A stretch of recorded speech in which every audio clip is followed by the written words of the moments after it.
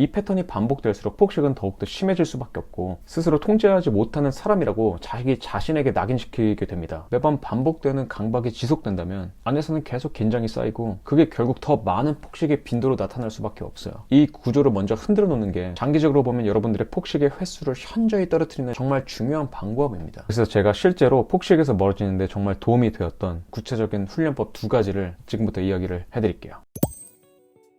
네, 안녕하세요. 컬즈 다이어트입니다. 제가 작년까지만 해도 이 컬즈를 운영하면서 프리랜서의 삶을 살았었어요. 오전에서 오후까지는 이 온라인 컨설팅을 진행하고 저녁에는 트레이닝 수업을 나갔었죠. 이 프리랜서의 삶이 사실 듣기에는 되게 좋아 보이고 자유로워 보이거든요. 근데 아마 이런 프리랜서나 아니면 사업하시는 분들은 알겠지만 루틴이 없으면 아주 지독하게 무너질 수밖에 없는 삶이라고 저는 생각해요. 나를 제약해줄 아무런 환경적인 장치가 없거든요. 그래서 저도 무너지지 않기 위해 저만의 루틴을 굉장히 많이 만들었죠. 일단 주 3일은 한 번에 뛸 때마다 꼬박꼬박 10kg씩 뛰기로 마음을 먹었고, 그리고 웨이트도 아마 한 주 4회 정도는 했을 거예요. 그렇게 자기 절제도 많아지고 운동량도 많아지면서 이제 하는 일도 굉장히 많아지니까 식욕도 다시 꿈틀꿈틀 올라오기 시작하더라고요. 그렇게 하루 종일 할 일들을 하고 집으로 돌아오면 한 10시쯤 됐는데 이제 그때가 되면 긴장이 풀리니까 식욕이 마구 올라와갖고 냉장고에 있는 반찬 다 꺼내갖고 저녁 차려서 먹는데도 뭔가 부족한 느낌이 들어갖고 요거트에 견과류나 그래놀라 같은 거 막 뿌려갖고 또 추가로 먹고 이런 식으로 간식을 조금씩 더 추가하다 보니까 지나치게 배가 부를 때까지 먹게 되더라고요. 근데 이 과정에서 예전과 굉장히 많이 달라졌다라고 느낀 거는 과거에는 이렇게 조금 많이 먹게 되면 굉장히 극심하게 불안함이 많이 올라왔었어요. 그런데 지금은 그냥 덤덤하게 좀 많이 먹었구나 정도로 끝이 나게 되더라고요. 사실 제가 폭식이 한참 심했을 때 저를 보면 허리를 계속 꼬집어 보면서 살이 얼마나 쪘는지 확인하고 거울 앞에서 복근을 계속 들춰보면서 몸을 확인해 보기도 하고 그렇게 살이 찐 것 같다는 느낌이 들면 굉장히 불안해하고 초조함을 많이 느꼈었죠. 그런데 웃긴 거는 그렇게 불안과 초조함이 밀려옴에도 불구하고 그냥 오늘 식단은 망해버렸으니까 그냥 왕창 먹어버리자 라고 저를 놓아버리며 편의점이나 그리고 빵집 같은 데 달려왔고 한 3, 4만 원어치의 간식을 두둑히 사오고 그랬었죠. 이후 집에 와서 식탁에 다 널브러뜨려 놓고 진짜 무슨 코끼리처럼 처먹기 시작해요. 그렇게 또 이제 먹고 나면 후회감이 몰려갖고 이제 화장실로 바로 직행해갖고 개어내고 그랬었죠. 사실 이게 제가 과거에 몇 년 동안 반복되었던 폭식의 패턴이었습니다. 대부분의 폭식을 반복하시는 분들은 이렇게 조금이라도 무너졌다라고 생각이 들면 그냥 오늘은 폭식을 해버리자라고 합리화를 하는 경우가 굉장히 많아요. 즉 조금이라도 내 기준에서 어긋나면 와르르 무너지는 거죠. 문제는 이런 완벽주의적 현상이 폭식을 더욱 심화시킨다는 겁니다. 왜냐면 폭식은 단순히 많이 먹어서 시작되는 것이 아니라 이렇게 먹어서 망했다라는 판단이 들어가는 순간부터 시작이 되는 것이거든요. 이게 무슨 말이냐면 평소 내가 지켜왔던 식단에서 조금이라도 더 많이 먹거나 아니면 내가 정해놓은 칼로리 이외로 간식을 더 섭취해갖고 한 200~300칼로리가 오버가 되었어요. 그러면 이럴 때 오늘은 망했다라는 판단을 내리는 경우가 정말 많다라는 거죠. 그러면 곧바로 극심한 불안감과 죄책감이 올라오고 여기에 내가 여태까지 먹지 못했던 억압이 같이 올라오게 되면서 이렇게 합리화를 합니다. 그냥 오늘 다 먹어버리고 내일 쫄쫄 굶자. 그러면서 이 불안과 충동적인 식욕을 잠시나마 잠재우고자 우리가 자극적인 음식으로 폭식을 하게 되는 것이죠. 음식이 결국 감정을 처리하는 방식이 되어버리는 것이죠. 그래서 이런 완벽주의가 지속되면 우리의 폭식을 계속해서 심화시킬 수밖에 없습니다. 그러면 어떻게 우리는 이 완벽주의를 줄이고 폭식 증상에서 벗어날 수 있을까요? 그래서 제가 준비했습니다. 오늘은 여러분들이 갖고 있는 이 완벽주의가 다이어트를 성공시키기는커녕 오히려 폭식이 더 심해질 수밖에 없는 이유, 그리고 이 악순환을 끊기 위해 지금 당장 우리가 일상에서 써먹을 수 있는 아주 현실적인 훈련법 2가지를 소개해드리려고 합니다. 그러니 오늘도 집중해서 한번 봐보세요. 일단 여러분들이 아셔야 될 거는 대부분의 폭식은 오늘 조금 많이 먹은 것 같은데 내일 좀 줄여야겠다, 이 정도의 심리 상태로는 폭식이 번지지 않아요. 반대로 우리 머릿속에는 이런 공식이 들어가 있죠. 내가 계획한 식단에서 조금이라도 벗어나면 실패, 그리고 실패했으니까 그냥 몽땅 다 먹어버리자. 근데 다들 많이 경험해 보셨을 거예요. 고칼로리의 음식을 조금이라도 먹게 되면 세상의 역경을 다 짊어지는 것 같은 그런 스트레스가 엄청나게 올라오죠. 그렇게 자괴감에 빠져 모르겠다 하면서 배달이나 혹은 밑에 편의점 다 털어갖고 숨쉬기 힘들 만큼 배를 채우고 나서 또 엄청난 후회가 밀려오죠. 이렇게 조금 삐끗한 걸 완전한 실패라고 규정해버리는 완벽주의 사고 때문에 밥을 반 공기 정도 더 먹은 게, 그리고 디저트 한두 개 정도 먹은 게 에라 모르겠다라고 하면서 여태까지 식욕을 억눌러 있었던 그 욕구를 이때 폭발시켜버리는 거죠. 즉 이처럼 완벽주의는 폭식을 계속 더 심화시킬 수밖에 없는 구조입니다. 그리고 그 완벽주의의 뿌리를 잘 살펴보면 거기엔 늘 이런 감정이 숨어 있어요. 나는 더 예뻐져야 되고, 난 더 날씬해져야 되고, 저 연예인처럼 예뻐지지 않으면 나는 사랑받을 수 없을 거라고. 그러면서 얇은 허리와 작은 얼굴을 유지해야 된다는 그런 외모 강박이랑 인스타나 유튜브에서 보이는 그런 아름다운 사람들을 보면서 하나하나 분석하게 되죠. 저 사람은 어깨 라인이 어떻게 생겼고, 다리는 어떻고, 턱선이나 비율 이런 것들을 아주 철저하게 분석하면서 나도 저렇게 돼야 한다는 그런 생각에 지배되죠. 그런데 중요한 건 이 비교가 현실감 없이 이루어질수록 나는 나에게 굉장히 엄격해지고, 그러면서 식단과 운동에 대한 완벽주의가 엄청나게 심해진다는 거예요. 그럼 이 현실감은 뭘까요? 바로 내가 변할 수 없는 행위에 집착하는 거예요. 과거에 제 고객 중 한 분은 하트 시그널 폰가에 출연하셨던 그 김지민 씨와 같은 몸을 굉장히 선망하시더라고요. 근데 그분은 정말 제가 봐도 너무나도 아름답고 외적으로 이상적인 비율을 가지고 있는 분이라고 생각이 들어요. 너무 예쁘시죠? 하지만 사실 비율이나 선천적으로 타고난 몸매는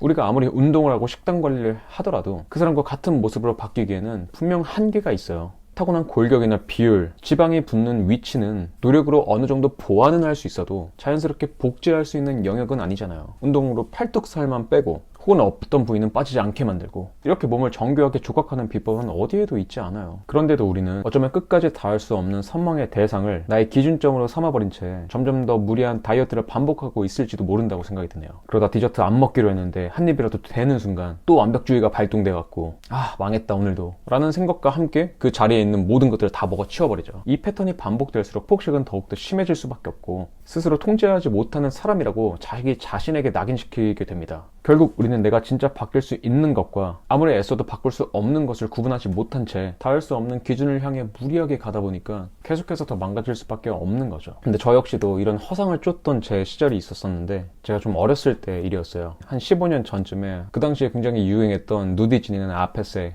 디젤 청바지 같은 거 있었거든요. 그거 아마 옷 되게 좋아하셨던 남성분들이라면 다 아실 거예요. 그런 바지를 굉장히 예쁘게 소화하는 사람이 한 명 있었는데, 그게 누구냐면 잭 에프론이라는 사람이었어요. 실제로 그분의 청바지 핏이 너무나도 좋아갖고 이런 패션 커뮤니티 사이에서 너도 나도 저 핏을 한번 내보겠다고 누디진을 사서 청년들이 엄청 노력하던 시절이 있었거든요. 저도 그 중에 한 명이었고요. 그때 당시에 바지 하나에 한 20만 원 정도 했었던 것 같아요. 그런 거금을 들여서 바지를 샀음에도 불구하고 막상 입었는데 도저히 그 느낌이 안 나는 거예요. 그렇게 바지를 입은 상태에서 거울을 보는데 굉장히 속상했죠.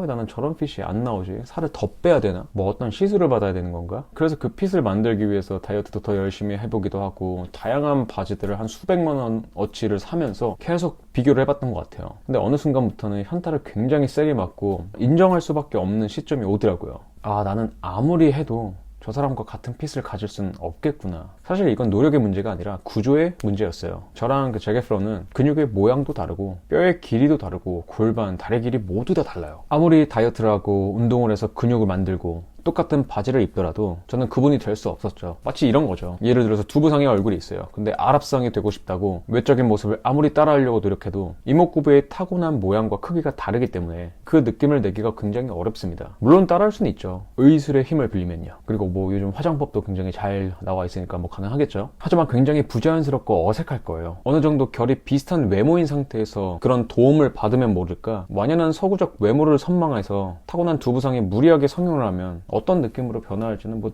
제가 얘기를 하지 않아도 다들 아실 거예요. 그런데 참 역설적이게도 우리는 마치 운동을 더 열심히 하고 소식자가 되면 언젠가는 내가 상상하는 그 몸에 닿을 수 있을 것처럼 행동을 해요. 타고난 몸과 선, 체형이 다름에도 불구하고 말이죠. 물론 이해는 합니다. 지금보다 조금만 더 참으면 어느 순간은 저 정도에 도달할 수 있지 않을까라는 그런 기대 심리가 가득 차 있기 때문이죠. 하지만 그 기대는 대부분 현실적인 가능성에서 나온다기보다는 계속 달리고 있는 이 노력을 멈추지 않기 위해 만들어낸 희망에 더 가깝습니다. 내 자존감과 열등감을 보완해줄 방법은 사라진다라고 굳게 믿으니까요. 여기서 자기는 아니라고 생각하는 분들도 있을 겁니다. 뭐 나는 그렇게 굳이 똑같이 변하고 싶지 않는데요? 라고 생각하는 분들도 있을 거죠. 하지만 정말 그럴까요? 결국 그 정도만을 위해 우리는 이렇게 많은 것들을 포기했었다고요? 정말 비슷한 정도만 바뀌기 위해서 인스타에서 나보다 몸매가 좋은 사람을 볼 때마다 너무 부럽기만 하고 심지어 초조한 기분까지 들었던 건가요? 정말 그 정도 때문에 오늘은 몇 칼로리 먹었는지 계속해서 확인하고 남들 먹는 식단 다 비슷하게 따라하면서 내 생활 패턴, 약속 모두 다이어트에 초점으로 맞춰진 건가요? 그 사람만큼 되고 싶다라기보다 어느 정도 비슷해지는 수준인 지금보다 조금 더 나은 나 정도가 목적이었다면 정말로 이 다이어트는 계속 되었을까요? 아마 이걸 보시는 여러분들은 10중 8구 그 사람만큼 외적인 모습으로 변하고 싶다라는 마음이 스스로 생각한 것보다 훨씬 더 클 겁니다. 왜냐하면 사람의 욕망은 말로 드러나는 것보다는 행동에서 더 드러나기 때문이죠. 정말 조금만 비슷해지고 싶었다면 다이어트라는 목표가 이렇게까지 삶의 중심으로 차지하진 않았을 겁니다. 먹는 양 하나하나의 감정이 흔들릴 필요도 없고요. 그리고 누군가의 몸을 볼 때마다, 체중 체크를 할 때마다 내 하루의 기분이 좌지우지 되지도 않았겠죠. 사람은 원하지 않는 것에 인생을 걸지 않아요. 큰 욕심 없는 목표 때문에 생활 패턴을 바꾸고 약속을 미루고 자기 자신을 끊임없이 검열하진 않죠. 그런데 우리는 여태까지 그렇게 해왔었잖아요. 생각보다 자주, 그리고 오래, 그리고 굉장히 진지하게 했었죠. 그건 단순히 조금이라도 더 나아지고 싶다라는 욕망이 아니라 그 사람의 몸이 나의 기준이 되어버렸고, 그리고 나의 이상이 되었고, 그래야만 타인에게 사랑받을 수 있다라는 믿음이 생겨버렸기 때문입니다. 즉, 지금 여러분들이 하고 있는 다이어트는 지금의 나를 더 아끼기 위해서라기보다 절대 닿지 않을지도 모르는 이상적인 기준에 도달하지 못하는 나를 계속해서 벌주고 채찍질했던 그런 방식과 더 가까웠을 수 있다는 거예요. 사실 저는 이걸 인지한 순간부터 완벽해야만 한다는 그 강박 속에서 조금씩 내려올 수 있었다고 생각해요. 생각의 방향도 자연스럽게 바뀌었고요. 사실 제가 앞서 말씀드린 잭 에프론, 그분은 그분이잖아요. 그리고 저는 저고요. 제가 끝까지 그 사람이 되려고 했다면 정작 나라는 사람은 점점 사라질 수밖에 없겠더라고요. 그때부터 저는 관점을 돌렸죠. 저 사람이 되는 것이 아니라 내가 갖고 있는 조건 안에서 가장 잘 어울리고 가장 최선인 걸 찾아보자고요. 그렇게 하나씩 시선을 옮기다 보니까 어떤 스타일이 나의 장점을 가장 잘 살리고, 그리고 가장 어울리는 게 뭔지 역시 보이기 시작했던 것 같아요. 그러니까 예전처럼 누군가를 기준 삼아 스스로를 재단하고 극단적으로 비교할 필요도 점점 사라지더라고요. 물론 여전히 그분과 같은 완벽한 핏은 나오지 않아요. 하지만 좀 전에 말씀드렸듯 저 사람은 저 사람의 멋이 있는 거고, 내가 비록 저 사람만큼의 멋을 따라가진 못하더라도 내가 가진 틀 안에서 최선을 다해보자, 그리고 그렇게 한번 찾아가 보자 라고 생각하는 것이 외모 강박과 완벽주의에서 벗어나는 가장 결정적인 지점이지 않을까라고 생각이 듭니다. 노력해도 바꿀 수 없는 것들은 일단 내려놓고 내가 가진 조건 안에서 가장 자연스럽고 덜 괴로운 선택을 하는 것이죠. 그걸 놓치면 우리는 나에게 맞지도 않는 삶을 억지로 끼워 맞추느라고 에너지를 끝없이 소모하게 될 겁니다. 그렇다면 이제 이런 궁금증이 생길 거예요. 그래, 이제 말은 알겠어. 근데 그렇게 완벽주의를 줄이고 관점을 바꾸기가 쉽나?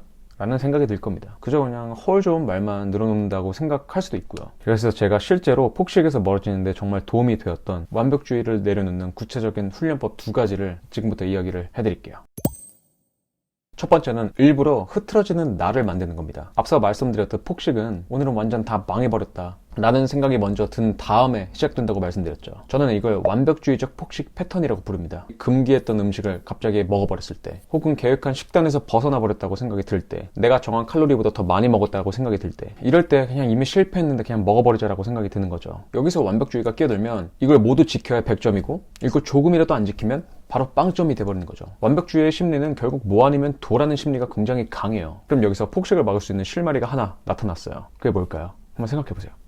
결국 이 망했다 라는 감각을 막으면 완벽주의적 폭식 패턴도 줄일 수 있다는 거예요. 그럼 어디서부터 이걸 막을 수 있을까요? 그래서 제가 추천드리는 거는 의도적으로 흐트러지는 나를 만들라는 거예요. 이걸 프리존이라고 제가 이야기를 하거든요. 이 흐트러지는 날의 핵심은 무엇을 먹느냐, 그리고 얼마나 먹었느냐가 중요한 게 아니라 내가 그날을 어떻게 평가하느냐, 그리고 기준을 어디다 두느냐, 이게 굉장히 중요해요. 예를 들어서 같은 음식을 먹어도 원래 먹으면 안 되는 걸 먹었다라고 느끼는 날과 오늘은 애초에 먹기로 했으니까 먹어도 괜찮아 라고 느끼는 날은 몸의 반응도, 그리고 마음의 반응도 완전히 달라지게 되거든요. 이건 단지 합리화가 아니라 뇌가 상황을 어떻게 해석하냐의 차이가 있어요. 뇌는 우리가 무엇을 했는지보다 그 행동을 실제로 어떻게 판단했는지, 그리고 그것을 내가 선택으로 받아들였는지, 그것에 더 크게 반응을 해요. 먹으면 안 됐는데 먹었다라고 느끼는 순간 뇌는 이 상황을 실패로 인식하고 불안을 더 키우면서 그 불안을 없애기 위해 충동적인 선택으로 기울여지기 쉽죠. 뭐 먹는 거라든지 이런 거요. 반대로 오늘은 원래 기준을 내려놓는 날이라고 생각을 하면 뇌는 이것을 통제 실패라고 생각하는 게 아니라 하나의 선택으로 받아들여서 불안이 과도하게 커지지도 않고 굳이 폭식으로까지 갈 필요성이 줄어들 수밖에 없는 거죠. 더 쉽게 비유하자면 이런 거랑 비슷해요. 같은 비 오는 날이라도 깜빡하고 우산을 두고 나가서 비를 쫄딱 맞게 되면 옷과 신발이 다 젖어버리게 되니 스트레스와 짜증이 엄청 밀려오죠. 반면에 오늘은 내가 정말 시원하게 비를 한번 맞고 오자 라고 생각하고 비를 쫄딱 맞게 되면 옷이든 신발이든 다 젖었다 할지라도 훨씬 덜 불편하게 느껴지잖아요. 같은 비를 맞는 상황임에도 불구하고요.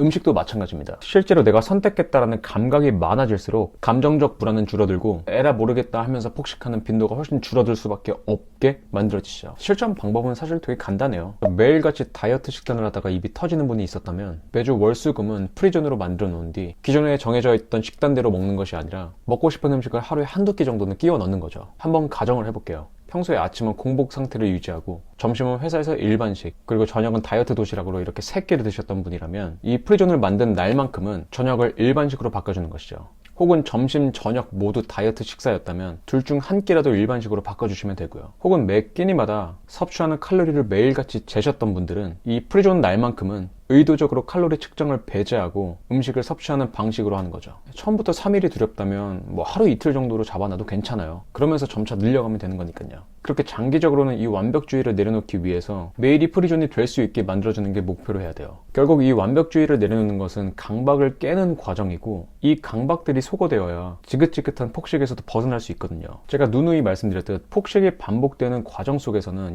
여러분들이 정말 다이어트를 하고 싶어도 다이어트를 할 수가 없게 됩니다. 만약 할 수는 있죠. 근데 몸과 정신이 다 망가져 버려요. 그래서 폭식을 정말 관두고 싶다라면 이런 완벽주의를 내려놓기 위해 프리존을 설정을 하고, 그 프리존의 영역을 점점 더 넓혀가면서 지금 내가 갖고 있는 강박들을 다 깨부셔야 돼요. 그게 첫 번째로 되어야지 여러분들이 폭식을 정말 제대로 고칠 수가 있어요. 물론 처음엔 정말 무서울 겁니다. 이렇게 먹으면 살이 찔 것 같다는 두려움이 엄청 클 거고, 또 이렇게 풀어주다가 또 폭식으로 가는 거 아니야? 라는 두려움이 같이 동반이 될 거예요. 사실 이런 감정들이 올라오는 건 너무나도 정상이에요. 왜냐면 그동안 우리는 완벽하게 통제하는 방식으로만 나를 붙잡아 왔기 때문이죠. 그래서 이런 프리존을 처음 시도하게 되면 억눌려 있던 욕구가 한 번에 튀어나오면서 잠깐 입이 터지는 경험을 몇 번 할 수가 있어요. 근데 안타까운 건 그 순간 이렇게 생각하시죠. 봐, 역시 이러니까 안 되는 거야. 이래서 다시 예전 방식으로 돌아가야 돼. 이런 식으로 생각하게 되는데, 완벽주의를 해체하는 과정에서 일시적으로 생기는 몇 번의 흔들림은 사실 폭식이 더 심해진다라는 신호보다 폭식이 만들어져 있던 구조가 무너진다라는 신호와 가까워요. 지금까지는 완벽한 기준 안에서만 나를 붙잡아 놓고 그 기준이 무너지는 순간마다 폭식이 튀어오를 수밖에 없었던 구조라면, 이제는 일부러 그 기준들을 내려놓으면서 조금 어긋나도 괜찮다라는 메시지를 우리 몸에게 하나씩 추가하는 과정이거든요.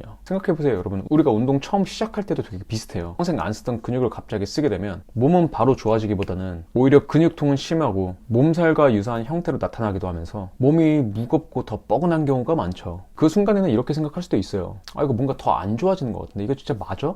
근데 우리는 알고 있잖아요. 그 불편함이 몸이 망가지는 신호가 아니라 몸이 바뀌기 시작했다라는 신호라는 것을요. 완벽주의를 내려놓는 과정 역시도 똑같아요. 처음엔 불안해지고 살이 찌는 것 같고 뭔가 흐트러지는 것 같고 여태까지 유지했던 몸마저 잃는 느낌이 들 수도 있어요. 하지만 그건 내 삶이 망가지는 신호가 아니라 그동안 나를 옥죄었던 기준에서 빠져나오고 있다라는 신호입니다. 오히려 지금처럼 완벽주의를 그대로 둔 채 매번 반복되는 강박이 지속된다면 겉으로는 유지되는 것 같아 보여도 안에서는 계속 긴장이 쌓이고, 그게 결국 더 많은 폭식의 빈도로 나타날 수밖에 없어요. 차라리 몇 번의 불편함을 감수하더라도 이 구조를 먼저 흔들어 놓는 게 장기적으로 보면 여러분들의 폭식의 횟수를 현저히 떨어뜨리는 정말 중요한 방법입니다. 그러니 조금의 체중 변화, 조금의 불안감을 감수하고서라도 완벽하지 않아도 괜찮다라는 경험을 몸에 먼저 가르쳐 줘야 됩니다. 그러면 점점 폭식이라는 힘은 스스로 힘을 잃게 돼요.